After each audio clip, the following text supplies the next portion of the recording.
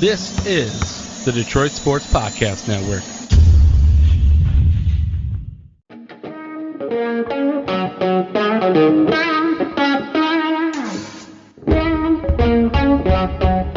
The biggest icon in podcasting.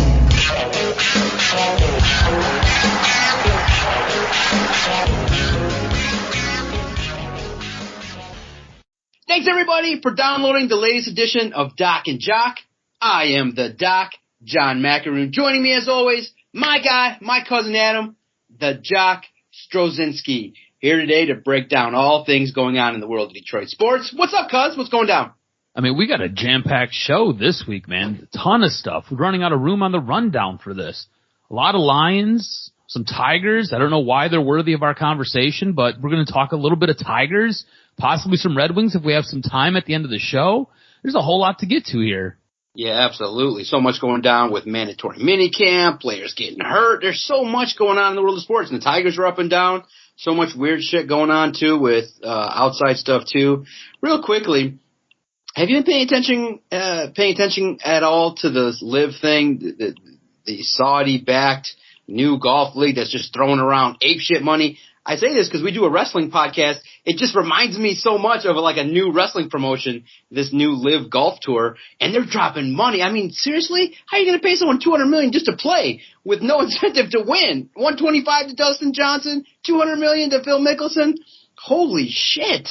I mean, it's really hard because I love the conversations when we can discuss testing people's moral compass, but my God, when you're throwing around that much money, you'd be hard pressed to really blame anybody when someone says, hey, 1 year, we're going to give you $125 million. Irregardless if you win, irregardless if you lose, you just got to stop playing on the tour that makes you grind all the time.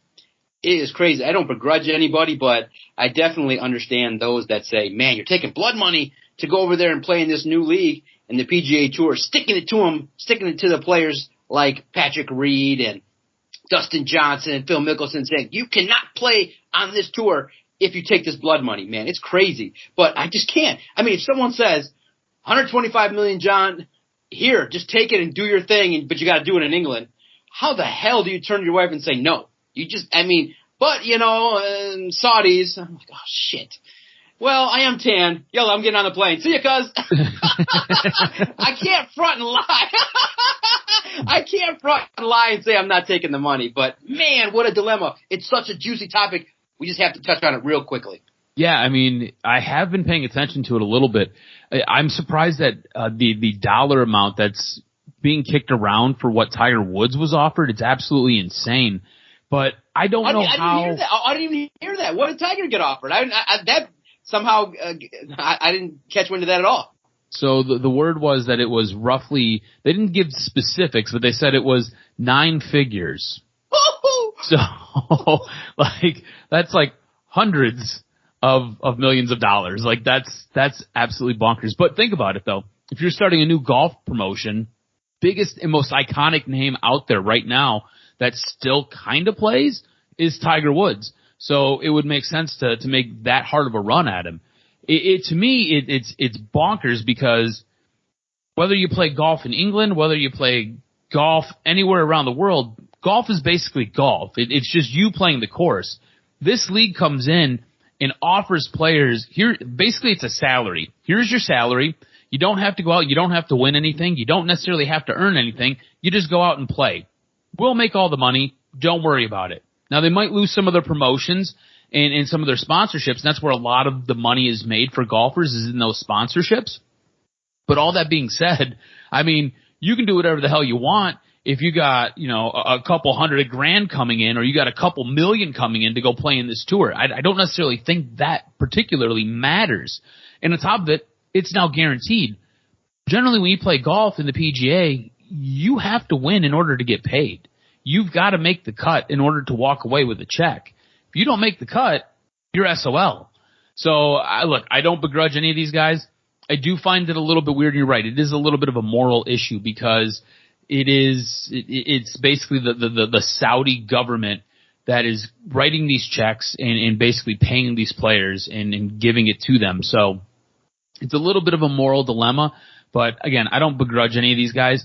If you look at what Dustin Johnson is getting paid. It is basically what Tiger Woods has earned his entire career. That's crazy. That's insane. Tiger Woods, arguably the best golfer of our generation, right? And I don't think it's an argument. It is what it is. The best golfer of our generation. Tiger Woods has absolutely been amazing. Giving Jack Nicklaus's run for titles, for majors, a run for its money. And you have Dustin Johnson basically signing a 1-year deal to go play in this new league, and he has already eclipsed what Tiger Woods has made for his entire career. That's banana boats to me, man. It's absolutely bonkers. But this is what I believe. Competition makes everybody better, right? You get these rival leagues, they come in, and I think it'll challenge the PGA. I think what'll happen is at some point this new organization will probably go away. But I think in the meantime, what'll happen is the PGA will become better because of it, and that's what I look forward to. I think that's the one thing, if you're a golf fan, that you can look forward to, is the PGA will probably become a better golf league because of everything that's going on right now. Yeah, that's the hope. It's just a wild thing to see. And yet to hear about Ricky Fowler, that's the name. Bryson DeChambeau definitely in it. Patrick Reed. So they've gotten some major winners. They've thrown some money out there, and we'll see how it takes place. There's some new team angles. There's some new situations that people can get in the mix, but they don't have really a lockdown TV deal. So these athletes better make a great decision if they're going to actually do it, because they're going to face some severe consequences, being that they might not be exposed to the majors, the PGA Tour, and the ire of the public, because many people definitely will look at you cross-eyed when you do it, specifically for the money, especially when life is not that bad on the PGA Tour, especially when you look back to where it was 10, 15 years ago. The money is sick, and it's not that far-fetched to say, hey, play good and earn some money, and if you do, then all the riches of the world are out there. But speaking of competition, I know in everybody reading the All Lions reports and everything going on at minicamp for the Detroit Lions, the key position that everybody's going to watch, I understand, is quarterback. And everybody definitely is aware that Tim Boyle has struggled mightily. Everyone was laughing, saying, and I get it, guys, it's minicamp, it's OTAs. They're not wearing pads. They're not hitting each other. So when you get a report that David Blau zings it all over the place, it really was a good performance in that it is still full speed. So to complete a pass, the guys are still out there trying to cover you. So it's still full speed ahead. So for him to zip in passes, juxtapose that with Tim Boyle struggling, it's notable. Now, does it translate to the field? No, you always can say, hey, it's the Lions going up against the Lions. But relatively speaking, we can concretely say and make a definitive observation, which is what we do when we do podcasts or write or look at stuff. We observe that David Blau is probably winning the backup battle over Tim Boyle. Now, does that mean that Blau can then take it? No, you've all seen him on the field in live competition, and it's probably not going to translate out on the field. But that's the observation. But obviously when people read that, I understand what the average and casual fan is going to say. They're going to say, wait a minute, the Lions quarterback situation is really rough. Yeah, relatively speaking, Goff, Blau, and Boyle are not the trio that you're going to go and take to the rankings and say, yeah, make them top 15. No, you're not going to do that. But given the nature of what we're doing, which is organized practice and staged events and tosses and non-drills, look, I definitely can understand the concern level that people would have with the quarterbacks.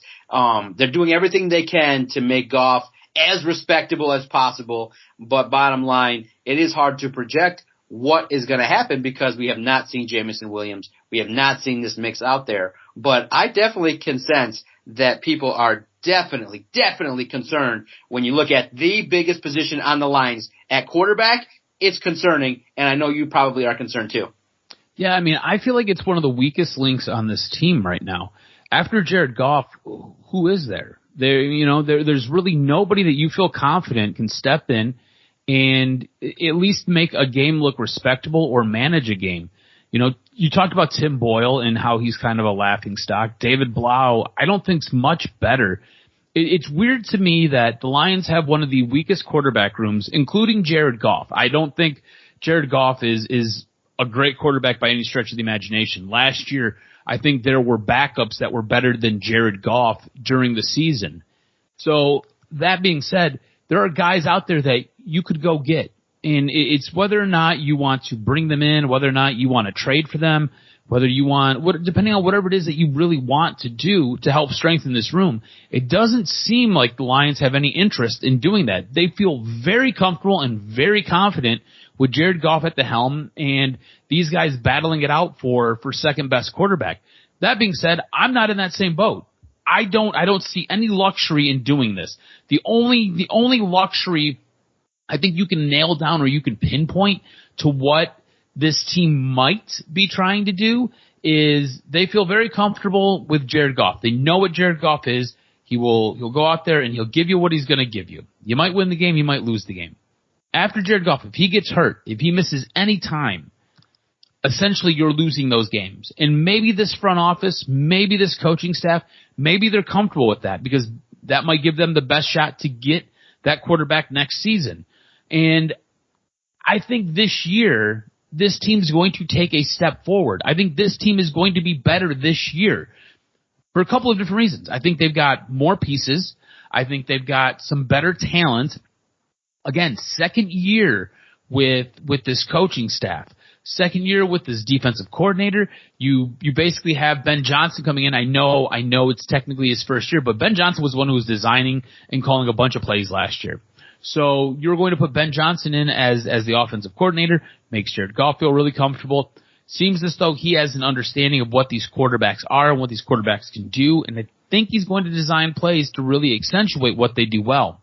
All that being said, the quarterbacks still don't give me enough comfort with who's in that room, nor am I confident with who's in that room. I've been on this Jared Goff train that he sucks for what? Going on 14, 15, 16 months now? I don't think Jared Goff's all that good. I don't think he's great. All right? I think he can manage a game, but that's about all he can do. There are guys out there who I think are much more interesting. A guy like Colin Kaepernick, who last week, reports are he had a very good training session with the Las Vegas Raiders. Detroit Lions haven't called him up, haven't brought him in. Why? Why not just take a flyer? What the hell is it going to hurt? If anything, all it does is make your room better. You know? There are other guys out there that you could possibly trade for, and I think we'll talk about them in a little bit. But why would you if you were Brad Holmes, John, would you not call Colin Kaepernick and bring him in and just see what he has, just try to work him out? I think we both agree Kaepernick, at least when he was playing a couple years ago, had a pretty strong arm. So I'm going to say right now, arm's stronger than Jared Goff. He's a guy who's mobile, can move. So if the pocket breaks down, and we both agree that the offensive line is pretty good, probably the strength of this team. Why not bring this guy in? He gives you multiple threats. Just see what he can do. If anything, he just helps raise the level in the quarterback room and makes it a little bit more respectable and could possibly win you a game if your starter goes down, if he's not your starter. Would you bring in Jared? Would you bring in Colin Kaepernick? No, I would not. Not at all. Here's why. Because there's terminology and things like that. There's a quickness to this offense that's going to take place. You've already had Jared Goff working with a lot of these receivers. So here's the thing. You still have to take into account the man has not played a competitive NFL down in over 4 or 5 years. So how is he going to come in with the pace? Practice is so different. Most people, you would say, if 32 teams have not taken a chance with 3 quarterbacks each on the roster, why is it? Yeah, probably a lot of it is in regards to stuff that potentially could be off the field, which is generating this decision. But I'll say this. Colin Kaepernick, at this point in time, he made his bed and he made his decision, and I think that it's great that he still wants to do it. He still has that competitive fire, but that chapter's closed. No NFL teams are going to take a chance on him, and it ain't definitely going to be the Detroit Lions resurrecting his career. And I would say this, and it's not something you say publicly, but if Jared Goff goes down, the Lions would be basically internally happy that, okay, fine, we can tank now officially. Because they really have two quarterbacks that are staring them in the face that could potentially be game changers in Stroud and Bryce Young. So when you have these two quarterbacks, C.J. Stroud and Bryce Young, that potentially could be the top of the draft. Now, of course, publicly you're devastated. We lost Goff. Oh my God. But that's why at this point in time they've invested so heavily to try and make Goff the best that he can. They're not going to care that the backups stink because look who the backups are. Look, they're not that oblivious to the fact that Boyle's inexperienced, Blau isn't. They're just guys to make Goff happy. That's all they're doing. Is just put a room out there, and if we're at the point where we're desperate enough to throw one of these guys out there, we know we're losing. They know. So it's just like having Matt Stafford here. Because it was the same thing with Matt Stafford when he was here. You had Matt Stafford, you wanted nobody to disrupt that room. As long as Stafford was happy, it didn't matter. If he went down, you're losing the game, and that's what it was. And that's what it is, and that's what they want to do. So they're going with Goff. The other two guys are just developmental guys, and the next quarterback that they invest in will either be a free agent that they give money to, or it'll be Jared Goff. And that's the way it's going to be. So now we got a chance to see. We got a chance to evaluate, and Goff has looked a little bit better. Now, passes became a little bit more wobbly on day two than on day one. Day one, Goff did not throw a wobble, not one, and it was pretty good.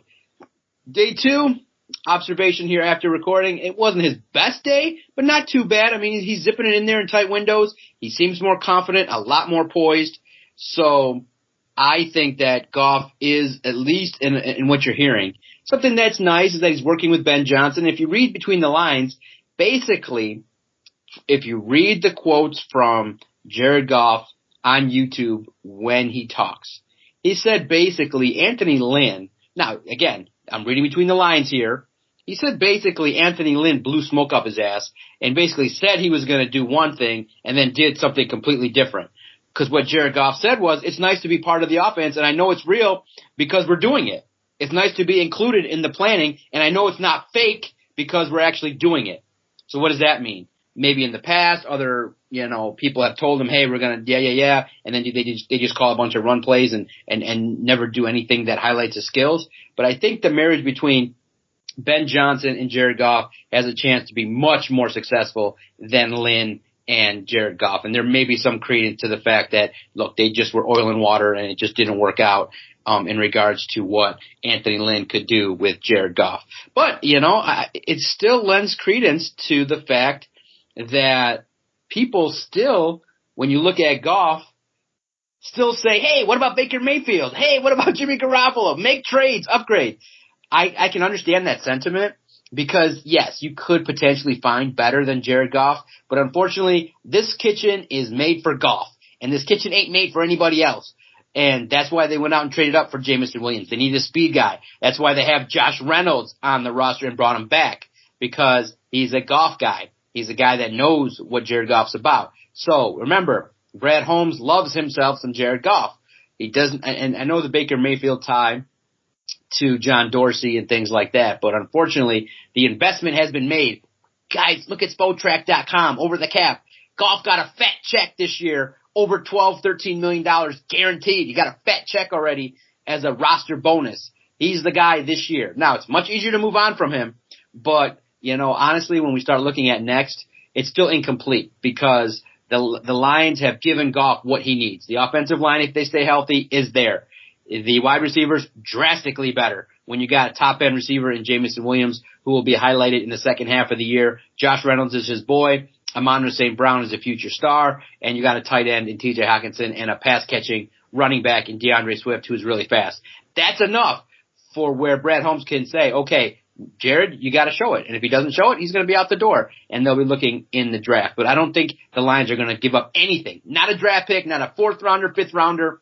Unless all three quarterbacks get hurt, I don't see the likes of Baker Mayfield and Jimmy Garoppolo entering Allen Park because the Lions probably feel it's probably a wash between what Goff can do in highlighted situations than these other two. But do you see somebody? Do you see like magic potentially in Baker Mayfield, Jimmy Garoppolo? I know Jimmy wins, but bottom line, he's got a noodle arm too, and in pressure moments sometimes falls short. Baker Mayfield, I don't know. Did he learn his lesson from being a head case out there in Cleveland? I think when a locker room revolts on you, that's not the guy you bring to Detroit. I don't know.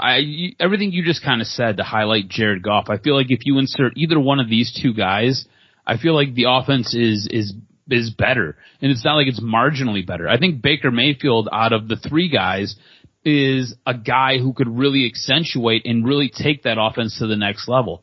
Jimmy Garoppolo, like you said, bit of a noodle arm, and he always seems to come up the smallest when they need him the most. But Baker Mayfield is a guy who thrives in those moments, is a guy who lives for those moments. He's a guy who has an arm, who can get the ball down the field. He has a little bit of wiggle in his legs and can get outside the pocket and make throws on the run. He's a guy who can thrive in that RPO type of offense and really help elevate a guy like Amon-Ra St. Brown or DeAndre Swift. And if you've got a guy who's a speed demon like Jameson Williams, I mean, get the ball downfield, or even DJ Shark, get the ball downfield to these guys. So for me, if I had to pick one of these guys, I'd pick Baker Mayfield. Now look, I understand that it's, the NFL, and we've got salary caps, and we've got contracts, and we've got guys who have been cut monster checks. And it's one of those things where I don't think the Detroit Lions at this moment in time could trade for a guy like Baker Mayfield, because Baker's due quite a bit of money, and nobody really wants to touch that contract. On top of that, there are issues in Cleveland. There is a ton going on in Cleveland with Deshaun Watson, and Baker Mayfield may be called upon for the entire season for the Cleveland Browns. Whether he wants to or doesn't want to, he may be called upon to basically run that team and take it over and get them to next season. My whole thing is, if you could possibly get a guy like Baker Mayfield in here, I would do it in a heartbeat, because I think it helps elevate this offense. And look, there's no guarantee that the Detroit Lions get the quarterback that they really want, or get the quarterback that they're so desperate for and that they're looking for. Now, you and I both believe that this team's going to be better than they were last year. And we kind of differ on where we think this team will fall, and we differ on how many wins they think they'll have, but it's only marginally. It's not by a whole bunch. And unless the Detroit Lions are really packaging picks and aggressively moving up, and you can find a team who is drafting at the top who doesn't need a quarterback, it's going to be really, really hard for you to go get that guy that you fall in love with, that guy that you feel can take your franchise to the next level. It's really weird, and it hardly ever happens, where you have teams like Jacksonville who have a franchise quarterback who are drafting at the very, very top of the draft. That almost never happens.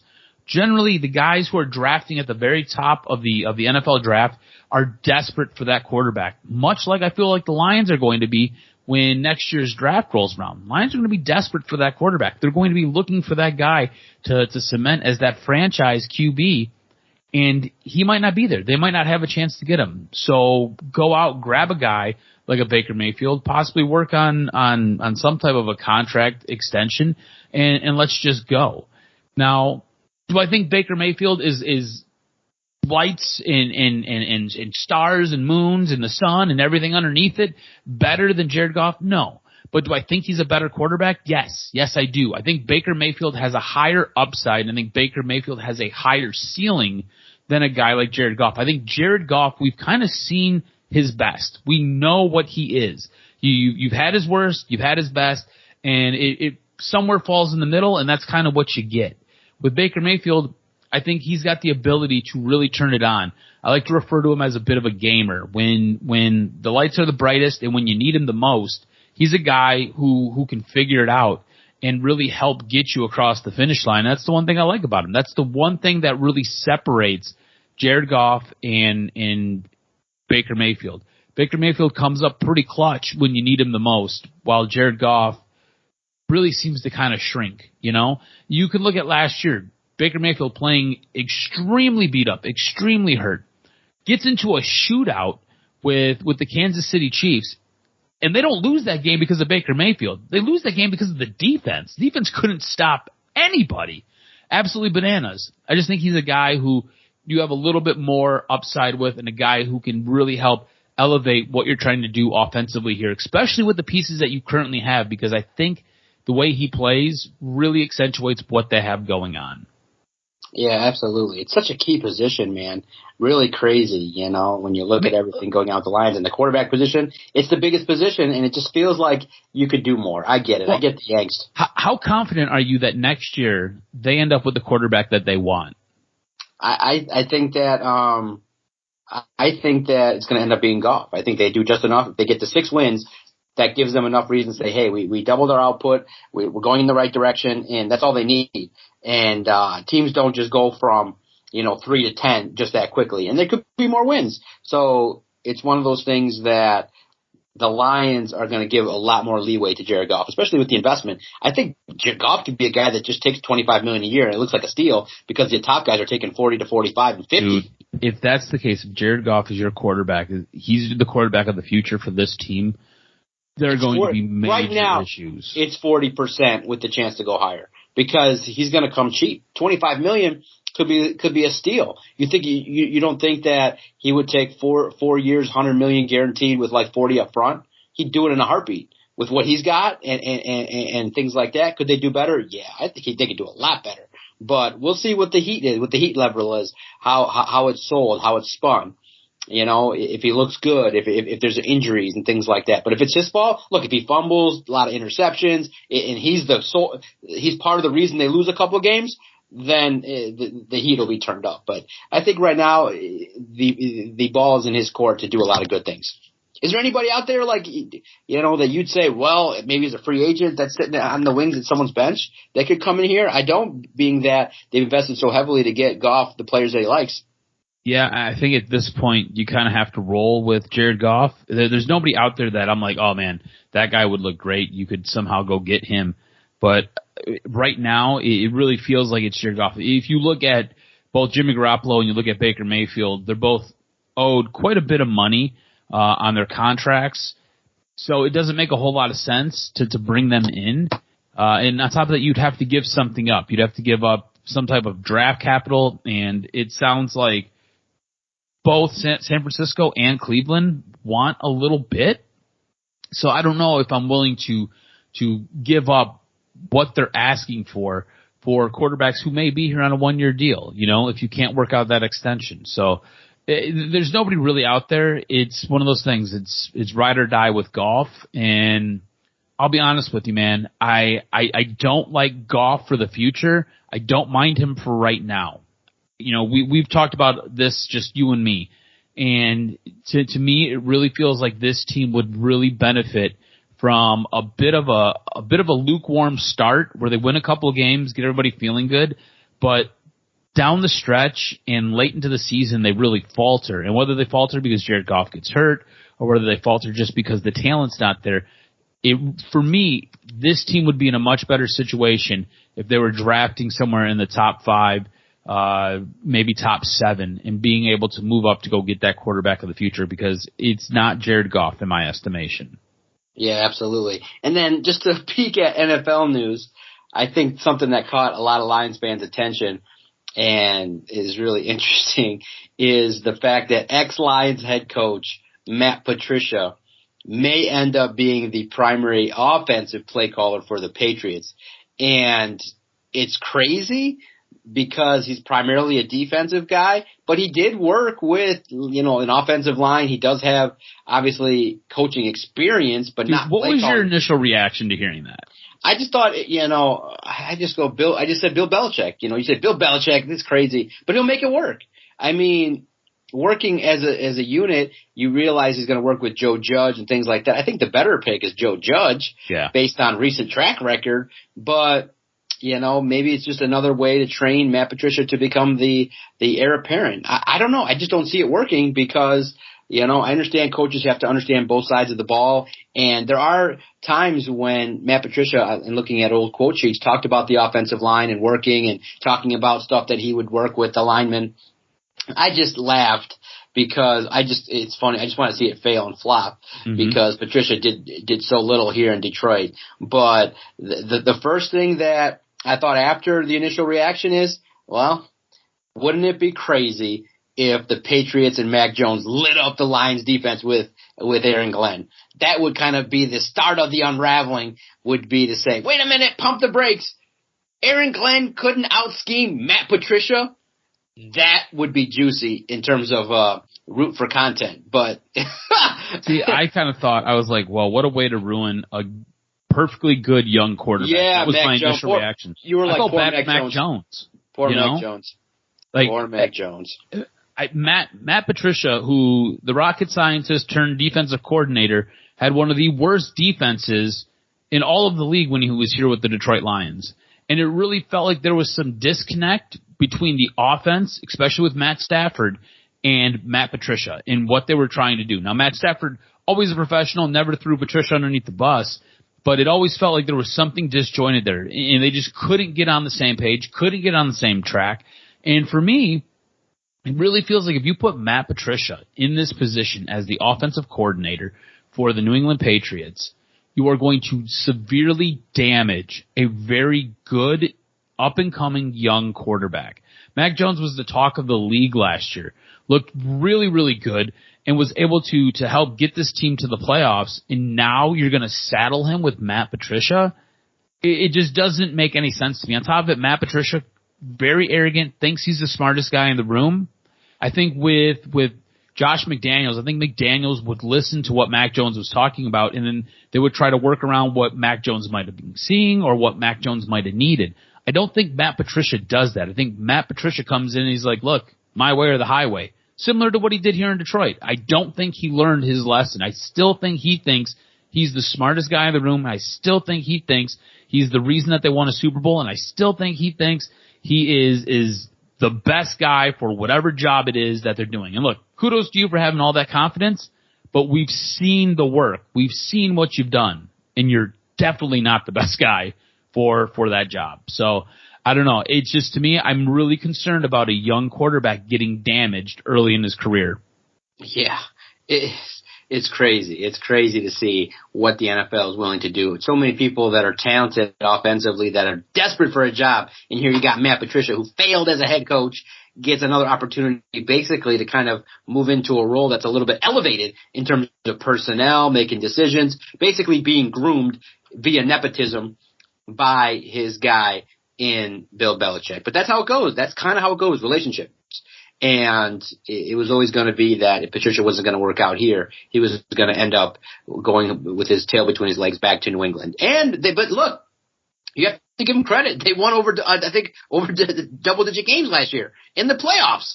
And you look at it and you say, look, Bill Belichick, don't sleep on the master. And whether it's just for show or whatever is going to take place, you can't sleep on New England. For some reason, they just churn out wins and opportunities for success over there. But, in regards to the Lions, next week will be one more session before the 6-week break.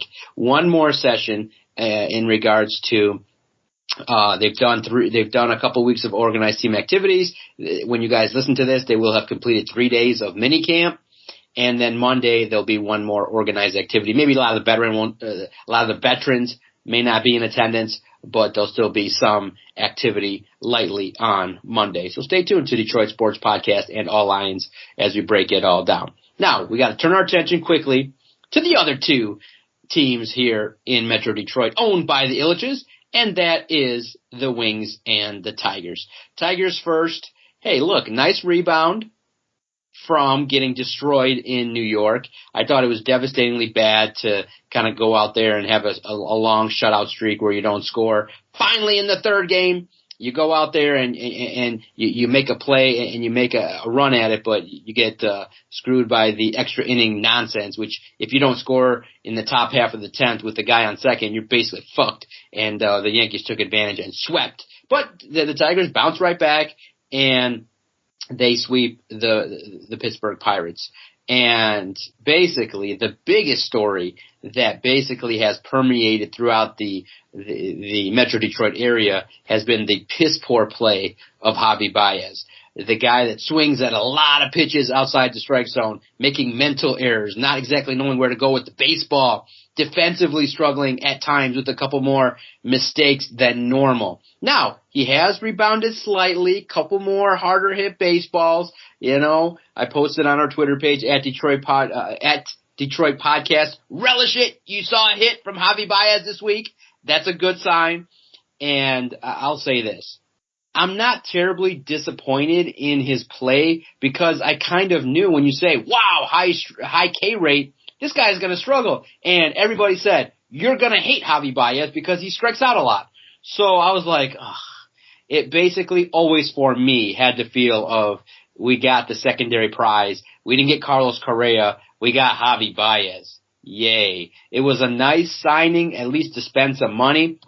But right now we're getting the shitty side of Javi Baez, and it sucks because when you see what the bad side of Carlos Correa is, he's off to a little bit of a slow start.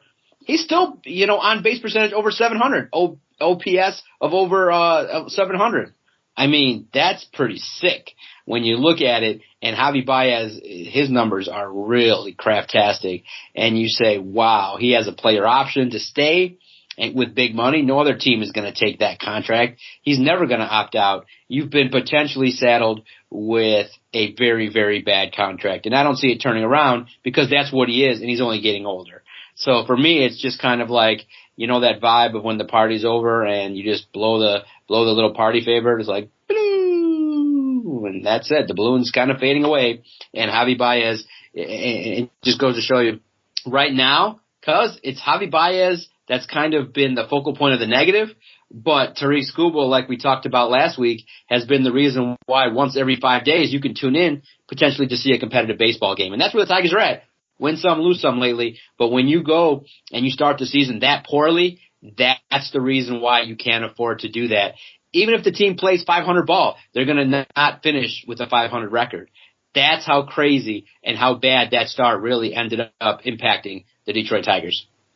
Yeah, I mean, that start really frustrating if you're a Detroit Tigers fan.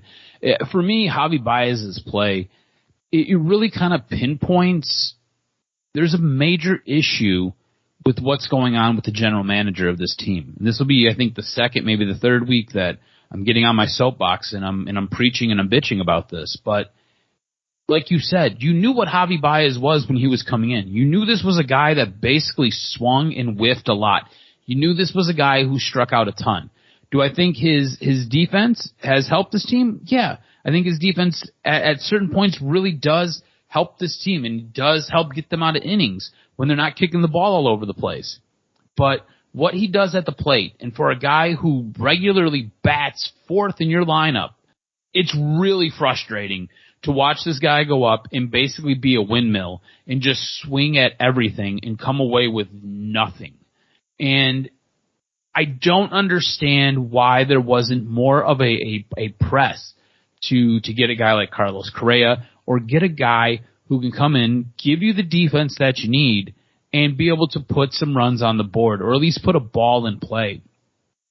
What you had last season was absolutely abysmal at the shortstop position.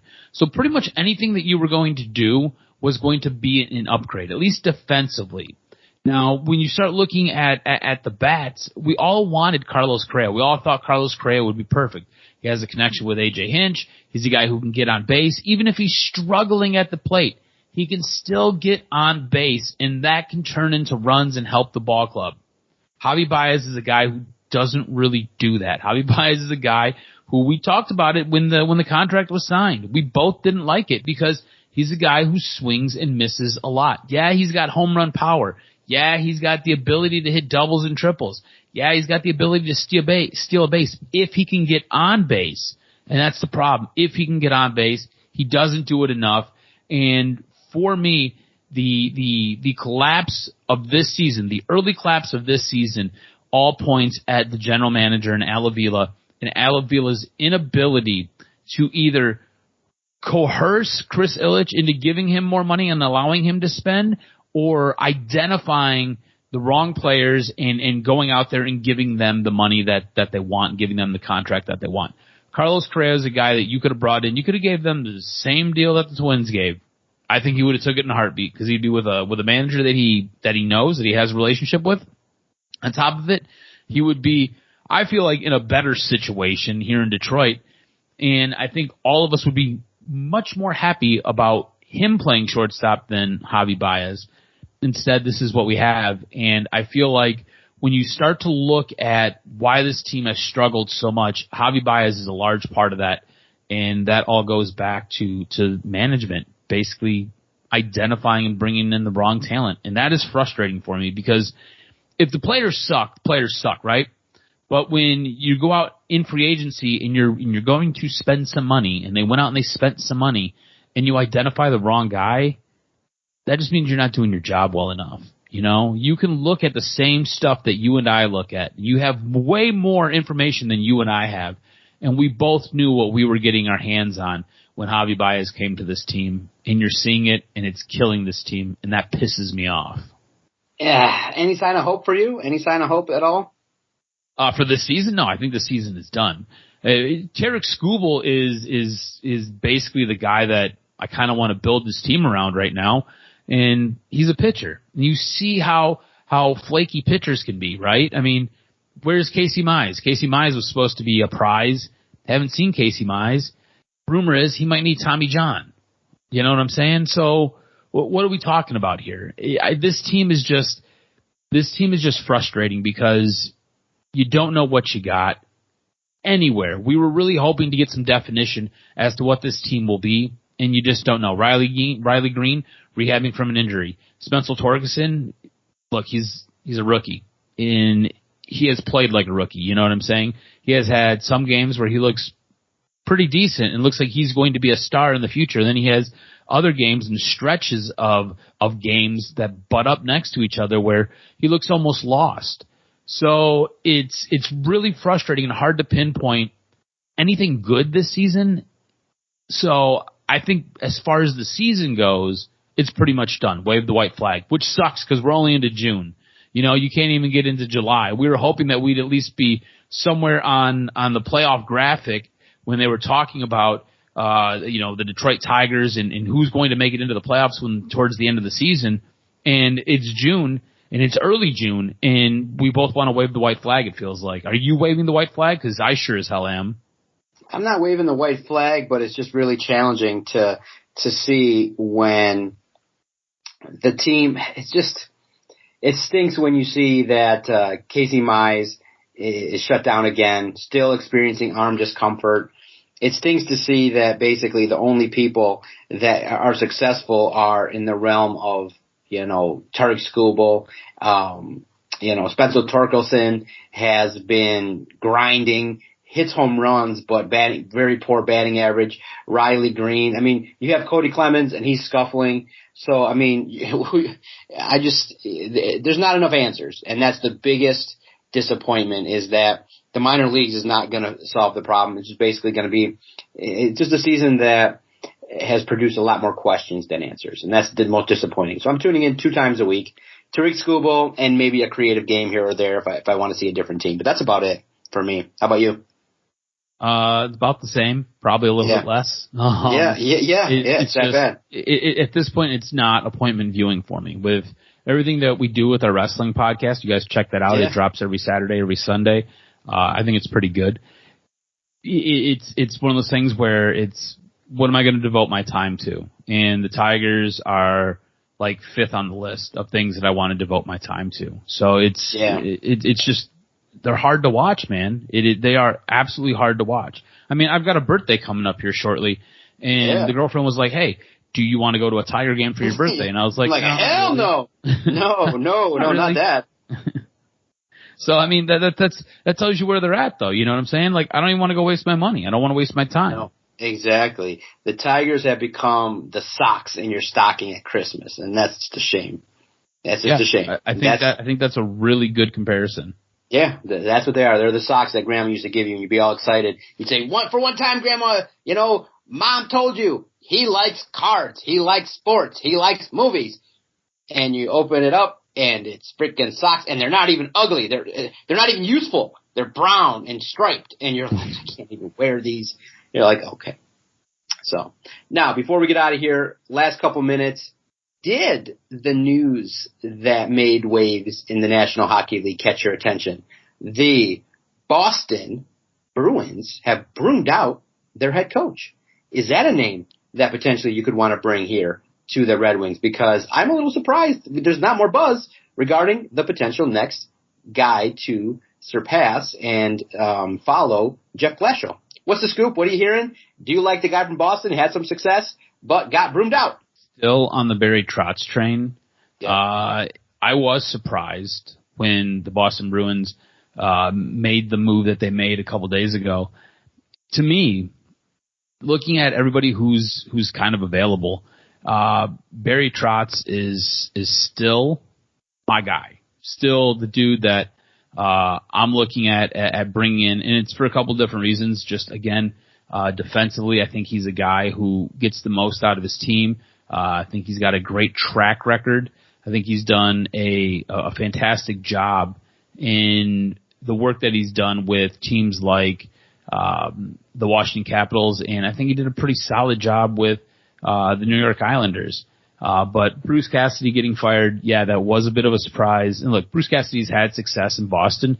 A little bit shocking that he was let go. I think there might have been a little bit more than what's kind of being discussed. There might have been some disagreements with the general manager. There might have been some disagreements with some of the guys on the team.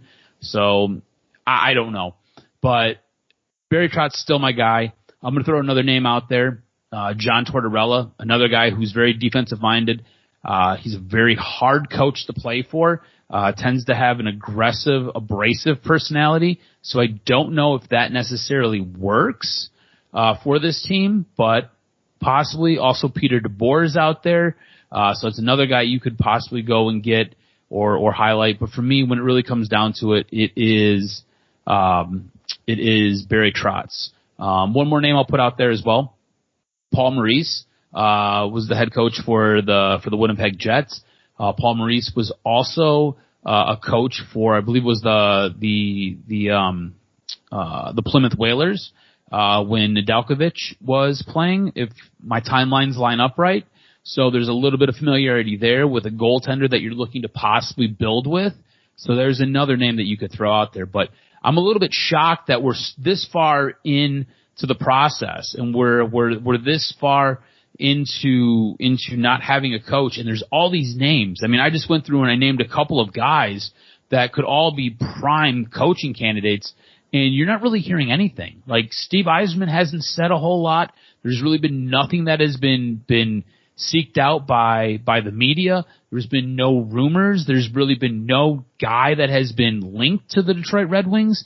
It's really weird the way this process has gone. Are you surprised at all that we haven't heard anything, or at least there's nothing stirring about? Because normally you end up hearing rumors and you start hearing a couple of things before anything really happens. Even if nothing ever does happen, you start hearing things. We've heard nothing. It's been like radio silence as far as a head coach goes for the Detroit Red Wings. I mean, I think there's stuff going on, but yeah, I'm a little bit surprised. Not a lot of rumors and things like that, but this is how Stevie works. He holds that information tight, and then they just show up, right? And it's okay. A lot of times that's how it goes. You don't want to tip your hand to a lot of things, but I honestly think it's probably down to the Boston coach and to, maybe there's an outside candidate that's throwing a wrench into the mix. Maybe a former player that, is close to Steve Yzerman. Maybe in-house. Could it be Chris Draper? Could it be Maltby? I doubt it. But, Barry Trotz, I just think that Steve Yzerman takes his time, does his due diligence, and is not one to leak information. It's hockey. I mean, is there really a clamoring for in-depth hockey reporting at this time? I just think that for the Red Wings, picking it right is more important than getting it out there in a quick and timely fashion. I think Steve Yzerman has his plan, and up until this point, we still have a lot of reason to trust Steve Yzerman. All right, what do you think real fast? You got 180 seconds. What do you think so far of the NHL playoffs?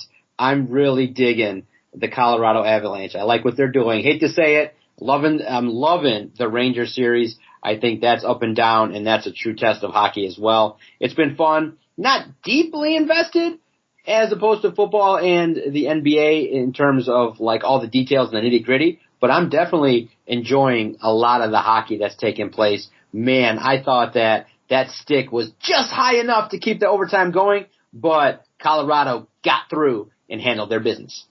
I think this has been some of the most entertaining and some of the best playoff hockey that we've seen in a long, long time. I thought the Colorado Edmonton series was really interesting. It's going to be interesting to see how Colorado rebounds without Kadri. He's a little bit of a shit starter. He's a guy who does a lot of the dirty work, and he's a guy who can score.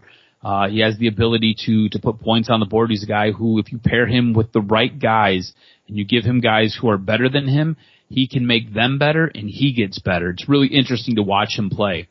And as far as the Tampa Bay, New York series goes, really thought this was going to be a low scoring slugfest because you have two of the best goaltenders in the playoffs going and two of the better goaltenders in all of the NHL going. And yet we've had a few lopsided scores. We've had, a few, crooked numbers on the board. It's been kind of interesting to kind of watch how that series has evolved. And look, I think that series whoever wins that series is probably going to win the Stanley Cup. It's a little bit of a slugfest here. And it's awesome to watch great goaltending, and both those teams have great goaltenders. So I've loved, I know I've gone over my time limit, but I have loved the NHL playoffs so far. Yes. No, it's okay. You went, it's all good. You're allowed. It's all good. No dump button here. Make sure you follow Adam on Twitter at AdamRSTROZ. Follow the network at Detroit Podcast.